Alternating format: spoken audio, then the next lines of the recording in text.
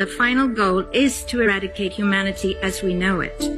Once you understand the final destination, it becomes much easier to look back and identify the psychological conditioning, the biological tampering, the cultural grooming, and the educational prepping that we have been subjected to for decades in preparation to making us accept a post-human future.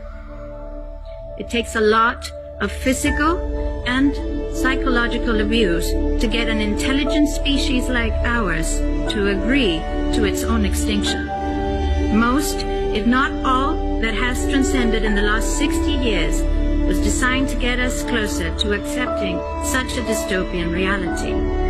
Whether you care to accept it or not, we live in a hyper-controlled matrix where our perception of reality is meticulously planned, managed, and executed in order to control and steer us in whichever direction they wish.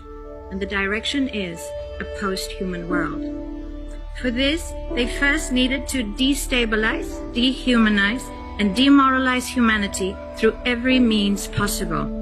The destruction of the nuclear family, children being indoctrinated by the state, abortion, the eradication of God and spirituality from education, life in mega cities and away from nature, toxic food, air and water, social media, replacing real human connection and interaction, engineered financial crisis and taxation, endless wars and massive migration, stress, anxiety, depression, drugs and alcohol, constant fear-mongering, moral relativism as the new religion, and I could go on and on about how humanity has been influenced and forced to move away from all the things that give us strength, security, purpose, and meaning.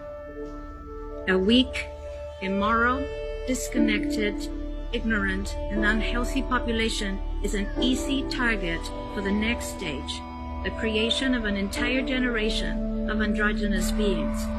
Masculinity is under attack psychologically, culturally, and biologically. Women are being replaced in sports, entertainment, and politics by men pretending to be women. And children are being indoctrinated at school to think that gender is a choice. The transgender movement is not a grassroots movement. It comes from the top. It has nothing to do with people's freedom of expression, sexuality, or civil rights. It's an evil psyop with a clear agenda to get us closer to transhumanism by making us question the most fundamental notion of human identity, our gender.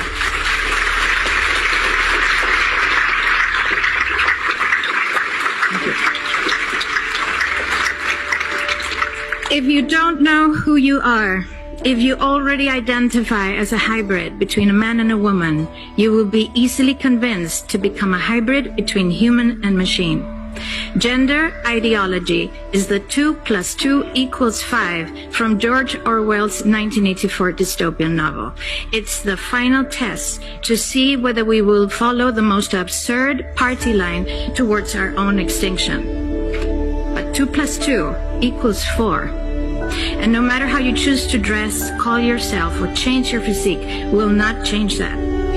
The sad reality, though, is that in the gaslighting process to get us closer to a post-human future, they have mentally and physically harmed an increasing number of children and young people, and it's only getting worse.